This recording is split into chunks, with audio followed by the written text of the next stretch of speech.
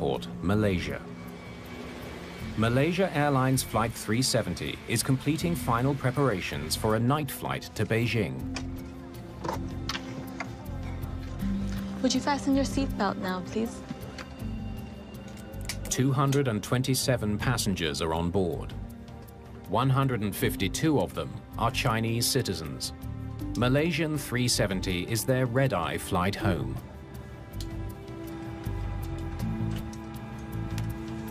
Fuel pumps. In the cockpit, Check. Captain Zahari Ahmed Shah is in command. An experienced pilot who's been with the airline for 33 years. First Officer Farik Abdul Hamid Flap set. is far less experienced. This is his first time flying a Boeing 777 without an instructor. Forward takeoff checklist complete. We're ready to go, Captain. Good. The process of takeoff in any commercial airliner is a busy period. Former Air Force and airline pilot John Nance is an internationally recognized expert in aviation safety. This is one of the reasons that worldwide, starting in the U.S. many years ago, we said, look, sterile cockpit under 10,000 feet, no extraneous talking, because you got a lot to concentrate on. Malaysia 370, runway 32 right. You are clear for takeoff. 32 right. Cleared for takeoff. Malaysian 370, thank you. Why don't you tell them we're ready to go? Flight attendants, please take your seats for takeoff. 40 minutes after midnight, Flight 370 is cleared for takeoff. Okay, here we go. The crew monitors the speed as they accelerate down the runway. V1. Rotate. The takeoff seems completely routine. As the plane climbs, the controller directs the crew towards a navigational waypoint called Igari. Malaysia 370, turn right direct to Igari. Okay, direct Igari. Malaysia 370, thank you. The 777 is one of the most automated airplanes in the world. The crew can simply enter the location of the waypoint into their flight computer. Igari is entered. Please confirm. Execute. Flying a big airplane like the 777 is really managing the airplane because there's not a lot of flying stick and rudder involved. It's a lot of management of a very sophisticated amount of electronics. Malaysian 370's flight path will now take them along the air corridor that runs northeast over the Gulf of Thailand, before continuing on to Beijing. The trip takes about 6 hours. Malaysia 370, maintaining level 350. 20 minutes after takeoff, they reach cruising altitude, 35,000 feet. When you get a big jet up to altitude and you've got her on autopilot, you've leveled off, you've run your cruise checklist, it really is time now to kind of throw the straps off and relax a little bit. The crew will now monitor the autopilot until they're ready to land. Controllers in Kuala Lumpur will only track the plane while it's in Malaysian airspace, about 20 minutes more. As the plane crosses the Gulf of Thailand, controllers in Vietnam will take over.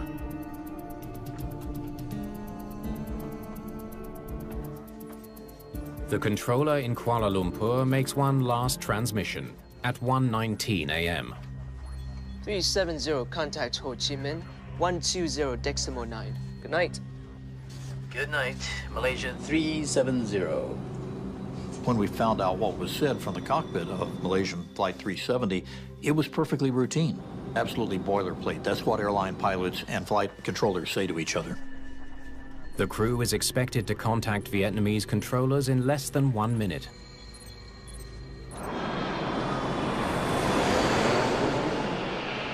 But 19 minutes later, there's no word from Flight 370. Malaysian 370, this is Ho Chi Minh. Please contact control.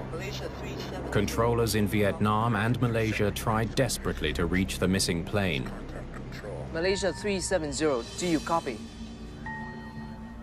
Malaysia 370, this is Kuala Lumpur. Do you copy?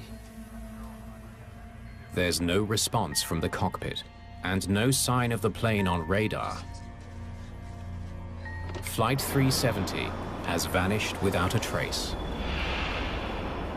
It is unprecedented for an airplane to disappear from the radar environment like this and go unaccounted for. Malcolm Brenner is widely recognized as one of the world's leading experts in the causes of aviation disasters. He's studied human performance for NASA and the US Air Force and has investigated dozens of major accidents for the National Transportation Safety Board. This accident has caught the attention of the world in a way I have not seen in a 40-year career in aviation. This was probably going to be the #1 mystery in commercial aviation history and aviation history, in fact. Everybody had looked to Amelia Earhart as the #1. I think this clearly displaces it. Ladies and gentlemen of the media, we are deeply saddened this morning with the news on MH370. Stunned family members demand answers from the airline, while aviation experts worldwide scramble to try to explain what might have happened to the missing plane. In that situation, everything's on the table, including disorientation, smoke, fire, mid-air collision, you name it. Finding out what caused this disappearance is crucial for the entire aviation industry. If it's a mechanical problem, it needs to be corrected. If it's a security breach of some type, that needs to be corrected. If it was something wrong with the cargo, whatever the issue was, has to be rectified. Malaysian authorities immediately launch a massive search for Malaysia Airlines Flight 370. Australia, the US, and China soon join the hunt. In the first couple of days, we really had no idea what to think, except that we couldn't find the airplane. It's difficult to know where to look. Flight 370 has disappeared over the Gulf of Thailand, where there is limited radar coverage. Radar systems are on about 10% of the surface of the Earth. As you can imagine, there are no radar systems other than shipborne ones over the oceans. So you have a physical inability to cover much of the Earth's surface where it's ocean. No ships in the region reported spotting a plane on radar. And there's no sign of any floating aircraft debris. Desperate to save any potential crash survivors, searchers turn to another technology. It's called ACARS, Aircraft Communications Addressing and Reporting System. The ACARS system uses satellites to transmit information between the ground and the aircraft in flight. Chris McLaughlin is a vice president at Inmarsat, the company that runs the satellite network. It's a primary form of communication between the controllers and the airline itself and the pilots in the air. ACARS was intended to be a link with no concept that you'd ever be able to track an aircraft with it, because why would you need to? Because you were in communications with it. Unlike GPS, ACARS does not provide constant location data, but what it does provide is vital information on how the plane is performing, including, crucially, its fuel load. This allows investigators to estimate how far it could have flown. But without knowing the direction of flight, it's not much to go on. The search area grows to more than 100,000 square miles. The element that I think was the most startling was, what do you mean we didn't know where this airplane was? What do you mean we lost track of something as big as a 777? This isn't the first time that an airliner has vanished. Air France Flight 447 disappeared over the Atlantic Ocean in 2009.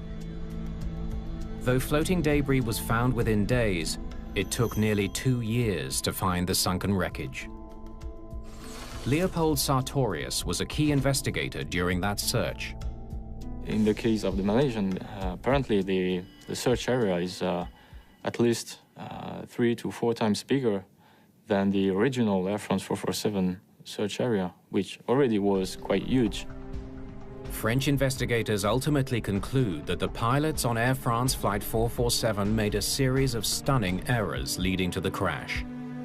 That conclusion would have been impossible without the undersea recovery of the plane's black boxes. What do you think? What do we need to do? I don't know. It's going down. We had much more than investigators seem to have today in the case of Malaysian. But already with all we had, it was very difficult to reach conclusions without getting the flight recorders. In the search for Flight 370, there's no time to lose. Ocean currents could already be moving the flight recorders, or worse, burying them under silt. A careful review of the passenger manifest by Malaysian police turns up an alarming lead. 2 passengers boarded the plane illegally. Very early in the case, it was determined that there were passengers using stolen passports that were in the Interpol database as stolen passports. It suddenly seems possible that Flight 370 hasn't crashed after all. Perhaps hijackers somehow seized control of the plane. I began to develop a hope, because it didn't appear that there was any wreckage in the water, that this was not only a hijacking, but that it was a hostage-taking, and we would hear a demand for 200-some-odd hostages to be repatriated if certain things were done. That was the best hope.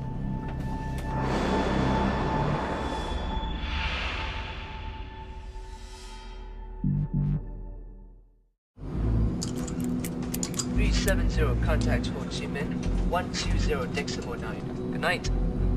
Good night. Malaysia 370. Since 9/11, mid-air hijackings are extremely unlikely. You want me to grab you a coffee? No, I'm good. But not impossible. One thing you learn in any form of accident investigation is you rule nothing out.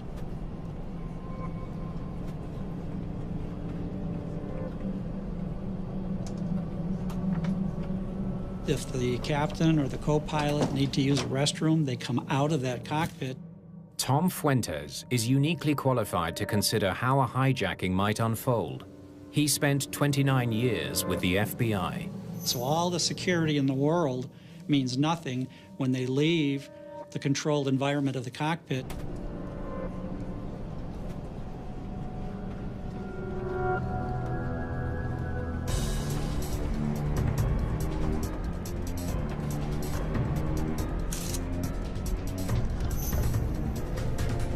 Take me to the cockpit, or I'll kill him. Okay, just don't hurt anyone. What do you want? Open the cockpit door. Okay. Now. Okay. The lack of any demands would be unusual, but hijackings don't always go according to plan. Could the disappearance of Flight 370 be a case of a hijacking gone wrong? There are always possibilities that whatever the plan was in Malaysian, that it failed. That for one reason or another, it did not work out as expected, and that's one of the reasons why it's difficult to understand. One such failed hijacking took place in 1996, aboard Ethiopian Airlines Flight 961. The Boeing 767 was on a routine trip from Addis Ababa to the Ivory Coast when 3 young Ethiopians made their move. Get out. Get out! Fly to Australia. What? Fly us to Australia. We don't have enough fuel to get to Australia. We have a bomb. If you don't do what we tell you to, we will blow this plane out of the sky. We only have 2 hours of fuel.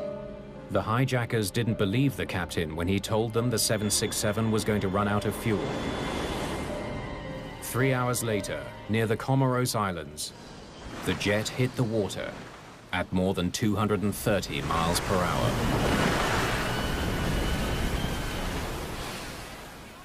"125 of the 175 people on board were killed, including all of the hijackers. Did a hijacker force his way into the cockpit of Flight 370? Just stay calm. I'm entering the heading now, see?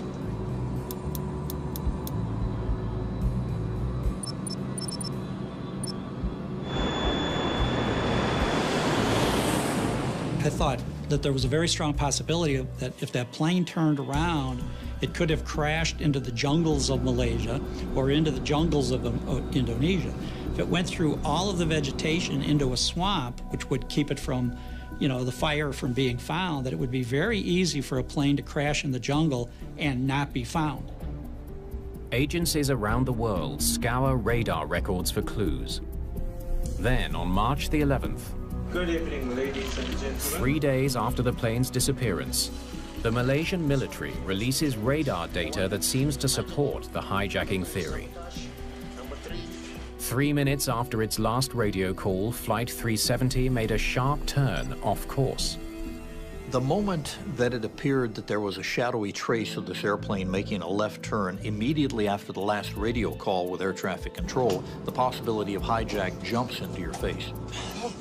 That possibility seems even more likely when photos from a previous flight co-piloted by Farid Hamid spark speculation that he didn't always keep the cockpit secure.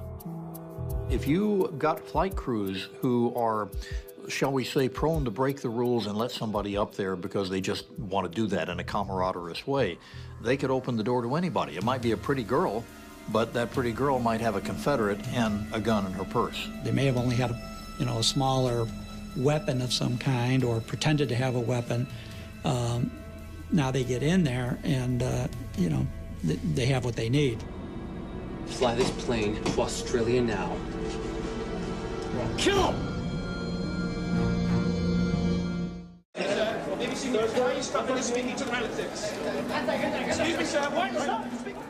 In the media frenzy surrounding the disappearance of Flight 370, there is talk of a possible hijacking. But for aviation experts, something about the theory doesn't fit. I just need to check my charts. Is that all right? Hurry up. Pilots have several ways to send emergency signals to the ground. Okay, just calm down. I'm entering the headings now, see? You've got radios to talk on, you've got emergency frequencies, you can put something in the ACARS system and type it in, and you've got a code that you can put into the transponder that instantly lets the world of aviation know you've been hijacked. They refer to that as squawking. It's sending out a special frequency that would go back to the control tower and to the airline and say, this is the hijacking code. But air traffic controllers never received a squawked code or any other alert from Flight 370. And an intensive police investigation has lifted suspicion from the passengers traveling on stolen passports. They certainly had no links to terrorism. In fact, no one on board seems to have any connection with any terrorist group. We're talking of thousands of people looked at, interviews being done, families, inquiries made with families. And I think that at least the public should realize that this was a very, very extensive investigation. 370, contact Ho Chi Minh, 120.9. Good night. Good night, Malaysia 370. With armed hijacking looking less likely, authorities focus on the few existing leads in the case, including some troubling timing. 2 minutes after the last voice communication from the cockpit, Flight 370's transponder cuts out. Transponders transmit information like flight number and position to controllers on the ground. Losing that signal makes it harder to track the plane. Even more troubling, a few minutes after the transponder cuts out, the signal from the ACARS system also switches off. Turning off the transponder is extremely straightforward, extremely simple, even on a sophisticated jet like the 777. Turning off an ACARS is not so simple. It takes a lot of knowledge. It's difficult to imagine a routine glitch that would cause the sudden loss of both systems. The answer probably lies elsewhere. Got a fire on board. There are only two things after a while that begin to parse out. One is that this was a purposeful act, and the other is a massive emergency. I need you to stay seated and use this to breathe. Losing a lot of systems here. An onboard fire is one of the most catastrophic emergencies a crew can face.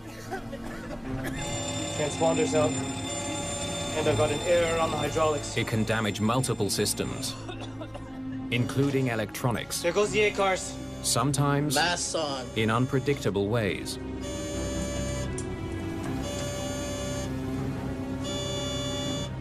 A fire such as that could affect the electric. Turning off an ACARS is not so simple. It takes a lot of knowledge. It's difficult to imagine a routine glitch that would cause the sudden loss of both systems. The answer probably lies elsewhere. Got a fire on board. There are only two things after a while that begin to parse out. One is that this was a purposeful act, and the other is a massive emergency. I need you to stay seated and use this to breathe. Losing a lot of systems here. An onboard fire is one of the most catastrophic emergencies a crew can face. Transponder's out. And I've got an error on the hydraulics. It can damage multiple systems, including electronics. There goes the ACARS. Sometimes Masks on. in unpredictable ways.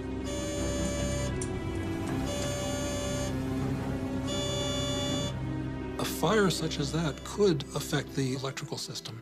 And so conceivably, you could lose some capabilities. In November of 1987, a South African Airways 747 was bound for Johannesburg. Fire broke out in its cargo area on the main deck directly behind the passengers. By the time the crew got to it, the fire was raging.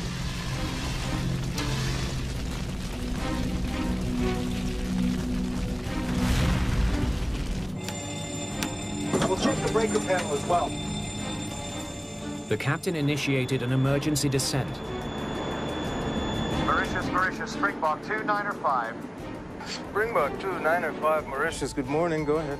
Good morning. We have a smoke problem and we're doing emergency descent to level 15. Thick, noxious smoke filled the cabin, and the captain lost power to key instruments. We've lost a lot of electric. We haven't done anything on the aircraft. The South African 747 never made it home. 159 people died when the plane hit the Indian Ocean. The cargo manifest from Malaysia Airlines Flight 370 reveals it was carrying some potentially dangerous cargo. 487 pounds of highly flammable lithium-ion batteries. Is it possible that they sparked a catastrophic fire? Did the amount of, or the weight of lithium-ion batteries exceed normal standards considered to be safe? Or did they violate that and put too much on and then maybe put it in the wrong cargo area where the fire suppressant wasn't as robust as where it's supposed to be? We've got a fire on board. Mayday, Mayday. This is Malaysian 370. We have a fire on board. There goes the ACARS. A sudden fire might explain both the failure of the cockpit instruments and the abrupt left turn. I think we should turn around. Head back to the airport. All right. Turning left, heading 240. Perhaps the crew was changing course to prepare for an emergency landing. The crews do have oxygen, and one of the first things they do in the event of fire or smoke is to don the oxygen, and that will give them at least an hour of oxygen they can work with. So there is that possibility. But the fire theory has a major flaw. The main problem with the fire scenario, not seeming likely to me, is the number one thing is that there was no radio call. The cargo bay's fire alarm should have sounded before the fire had spread. The first thing that I'm going to do is oxygen mask on 100%, make sure my buddy over here has his or her oxygen mask on. We're going to declare an emergency immediately. We're going to turn the airplane around. We're going to look for the nearest suitable airport. There's another compelling reason to doubt that a fire brought down Flight 370. In London, a small team of engineers at Inmarsat has made a startling discovery. The team began looking on Sunday and initially found something they couldn't quite believe. What they've uncovered immediately casts a troubling new light on the mysterious events aboard Flight 370. Inmarsat technicians have made a stunning discovery. Deep in the ACARS data, they've uncovered a series of automated signals, or handshakes, received from Flight 370 long after it was assumed to have crashed. It's done through an invisible handshake or ping between the network and the unit itself. The plane's ACARS computer continued to answer the automated pings from the Inmarsat ground station every hour from 2:25 a.m. until 8:19 a.m. The aircraft was continuing to signal a request for service, not for minutes up to the loss, but for over 7 hours after it had disappeared from the radar system. The discovery means Flight 370 did not crash into the Gulf of Thailand, but was in the air for another 7 hours. What changed everything to me and everybody else was the Inmarsat satellite data. That's what says, wait a minute, that plane flew for hours. A 7-hour flight makes it nearly impossible to believe a fire brought down the plane.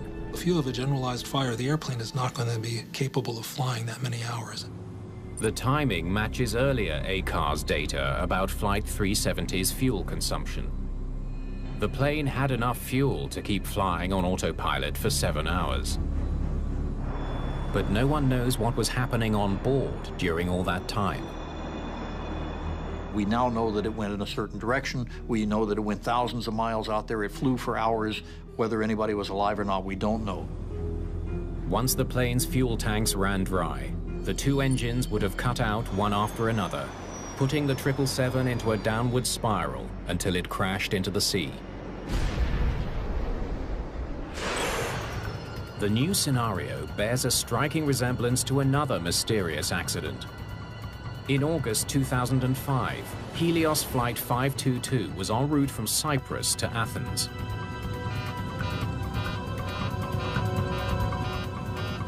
Operations, this is Flight 522, over. Flight 522, what can I do for you? We have a takeoff config warning on. In the cabin, oxygen masks suddenly dropped. To the pilots, the alarms made no sense. And then the plane went silent. An hour and a half later, the Greek Air Force scrambled 2 fighter jets to investigate. They spotted someone slumped over the controls in the first officer's seat. But there was no sign of the captain.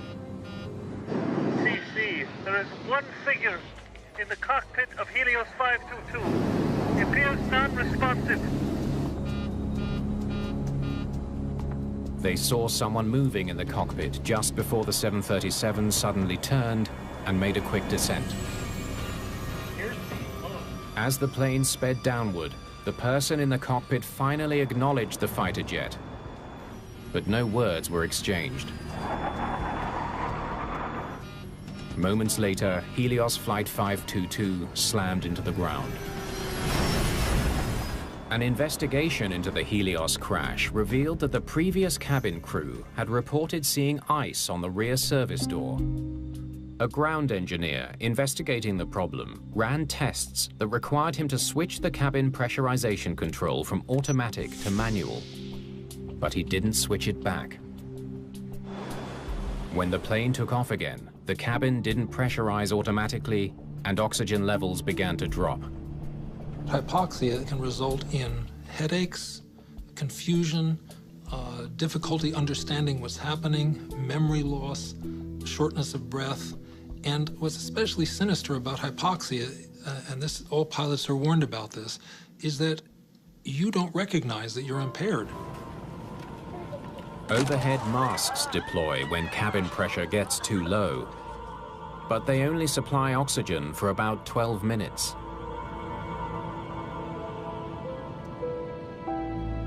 Slowly starved of oxygen, the passengers and crew drifted off to sleep. Everyone on the plane was unconscious, with the exception of one flight attendant who somehow had received oxygen. By the time that flight attendant reached the cockpit, the plane was out of fuel. There was no way for him to save the plane.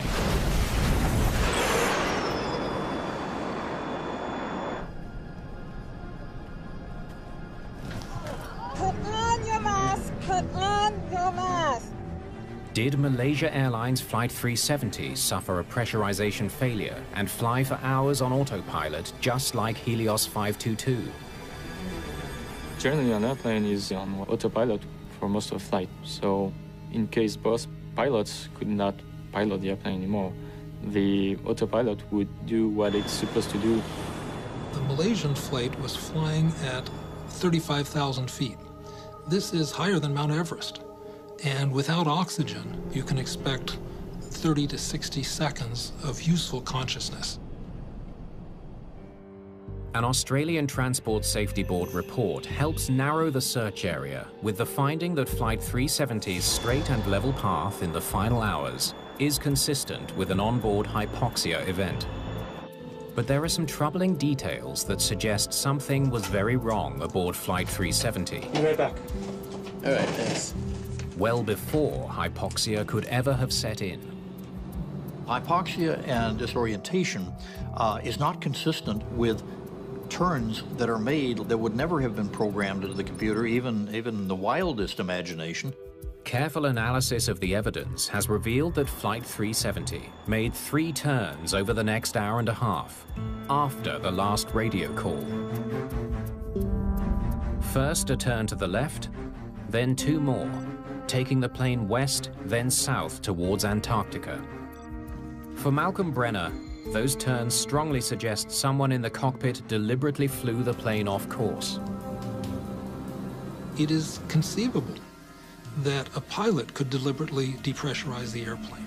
That as part of an effort to hijack the airplane or take it for some purpose, it would be possible from the cockpit to turn off the pressurization and produce a Helios-type event.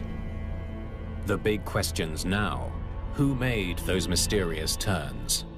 And why? 370, contact Ho Chi Minh, 120.9. Good night. Good night, Malaysian 370. Investigators are struggling to explain a series of mysterious turns made by Flight 370 after its last radio call. That's weird. The transponder just went off. Anything else affected? Hang on. Now the ACARS is out too. You always want to have an open mind. Catastrophic failures can happen. You want to consider that. If multiple flight systems failed at the same time, it's possible the problem might have confused the pilots. Damn thing's still not working. Maybe I'll try rebooting it. Yeah. Hang on. Let me take a look.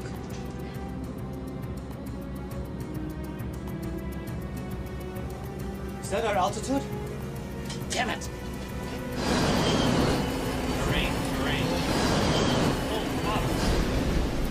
But when considering all the facts of Flight 370, that scenario just doesn't stand up. The 777 is designed to have multiple backups, making it extremely unlikely that enough systems could fail to put the flight in jeopardy. The whole watchword is to let these airplanes do much of the work of making sure everything is backed up, including the backups. Multiple failures are also hard to reconcile with the fact that the plane kept flying for 7 hours. It just doesn't seem to fit the evidence we know of the flight. For investigators like Brenner, the evidence makes it hard to ignore a rare and horrifying possibility: that Flight 370 was brought down by a deliberate human act. 2 different systems went out at a similar time, the transponder and the ACARS. The only purpose of these systems is to communicate with the ground. And there's no obvious electrical connection why both would be going out, other than a human involvement. Everything comes down to deliberate action by somebody for some reason. If Malaysia Flight 370 was brought down on purpose, it wouldn't be the first time for a commercial airliner. There are 6 accidents over the last 40 years around the world that have aspects of a deliberate action. In several cases, they appear to be impulsive, but in 2 cases, it appears that the pilots, although they were having psychiatric problems, they appeared to have careful planning and deliberately wanted to hide the fact that what they were doing would be a crime.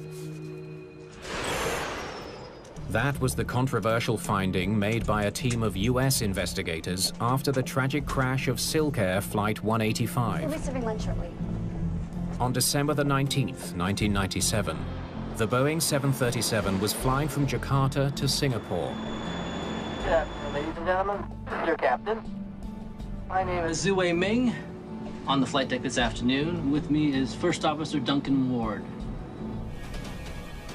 Moments after the crew's last scheduled radio call to Indonesian controllers, the plane banked sharply and went into a steep dive. There were no survivors. Searchers managed to recover the Silk Air flight data recorder and cockpit voice recorder. Ready when you are. But both machines were switched off before the plane went into its fatal dive. I am. Water. Investigators discovered the plane's pilot, Zhuwei Ming, had recently lost more than $1 million in the stock market and was scheduled to repay the debt when he got back to Singapore.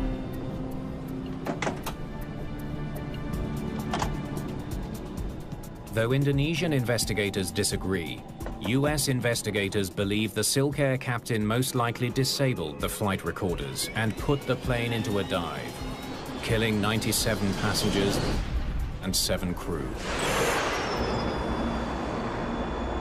Malaysia 370, maintaining level 350.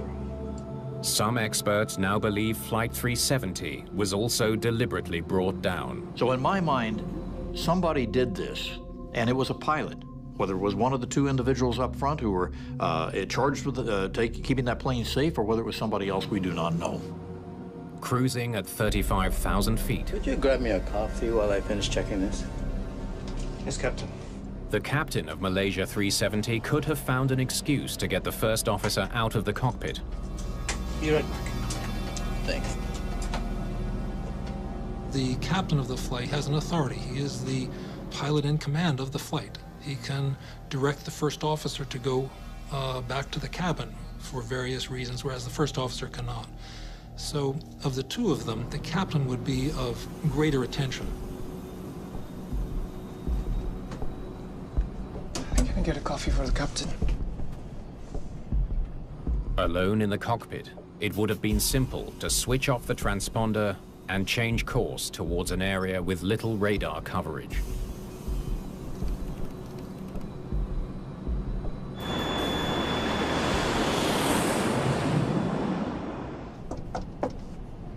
Hey, open up in there. A few minutes later, he may have tried to switch off the ACARS, not realizing that part of the signal would stay on. Go right in there. You can't turn off the handshakes for Inmarsat without actually getting into the electronics of the aircraft itself. That's just something that people wouldn't know how to do. Captain! A pilot can stop the door being opened from the outside. Open the door. And it's designed to be extremely secure when locked. The hardened door, no one else is getting in, good, bad, or otherwise. So if a good guy is in there, yeah, they're locked in. If a bad guy's in there, he's in there safe too.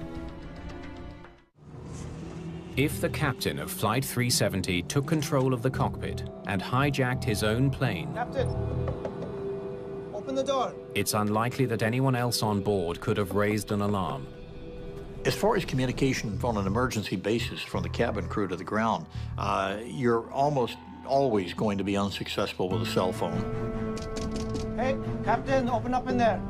And there really is no method of just picking up the phone, bypassing the cockpit, and calling the ground. You're pretty much along for the ride. Captain, open the door. Cabin pressure can be adjusted manually, a safety feature in case it malfunctions. But that also makes it possible to incapacitate everyone else on board. Hey, you all right? That's one consideration in terms of neutralizing the other crew member or other crew members. Captain.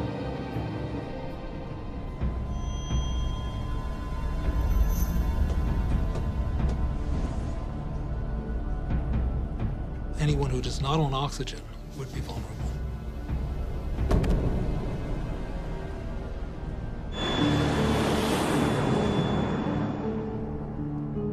Passengers who managed to put on their masks would have run out of oxygen in about 12 minutes. With passengers and crew dead, all that's left is to make the plane disappear. The flight over the next hour makes several more turns, which appear to be human-directed, and finally ends up flying in a heading to Antarctica.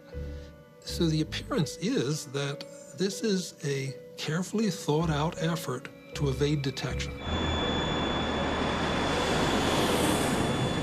You know, I feel very strongly, very, very strongly, given all the evidence that we think we have, we always have to put that caveat on it, that whoever did this intended for the airplane and the passengers to simply vanish from the planet. If Flight 370 was in fact brought down on purpose, one of the most difficult questions to answer is why? Between the two pilots, the captain and the first officer was an exuberant, brand new young pilot who's just getting ready to get married. There were absolutely no earmarks that would be consistent with either a religious zealot or somebody who wants to end his life, let alone that of everybody else aboard. But you turn to the captain, and there are no earmarks there either. Malcolm Brenner thinks an event from 1994 may provide some insight. For me, the clearest model is the FedEx example. And the only reason we know about that clearly is because it failed. A FedEx flight engineer, at risk of being fired for lying, boarded a DC-10 with concealed weapons. He had a history of being quite brilliant. He was an engineer, he had a good Air Force record, but he also had a history of psychiatric problems. Shortly after takeoff, he burst into the cockpit planning to kill the crew and crash the plane. He almost succeeded. After a bloody struggle, the crew managed to restrain their attacker and land the plane. Malaysia Airlines may be the latest of a small handful of airlines that have suffered the tragedy of a disturbed pilot deliberately setting out to crash a commercial plane. You can have someone who can have psychiatric motivation, a bizarre effort, but still be able to cold-bloodedly plan in detail a way to commit this kind of effort. So I'm sorry to say it can happen. The difficult reality for investigators and airlines alike is that human failures can be nearly impossible to foresee. If we're dealing with human beings, we're dealing with imperfect creatures. That's us. And we can learn more and should learn more about the earmarks of somebody who might do this. But it's going to be very difficult, if not impossible, to say, yeah, we've locked this down now, it can never happen again. It's possible no one will ever know for certain exactly what happened aboard Flight 370.